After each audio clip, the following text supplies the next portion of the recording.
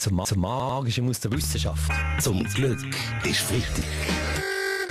Mit dem Fabian Unterdecker. Ganz Spannendes aus der Wissenschaft diese Woche.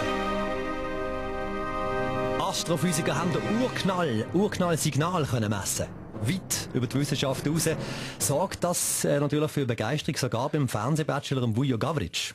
Philipp, musst wissen, bei den Ladies zieht die Nummer extrem. Ich kann denen sagen, ich habe extra den Urknall für dich empfangen.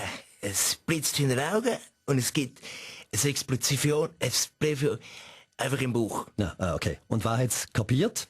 Ich bin ja froh gewesen, hat dem Roger Schawinski, sein Sohn, der ETH-Astrophysiker, der Kevin Schawinski, in verschiedenen Interviews alles mal ganz einfach erklärt.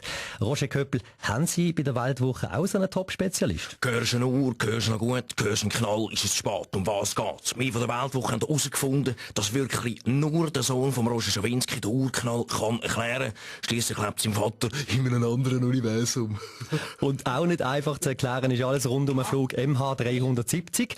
Eine abstruse Theorie löst ja die andere ab.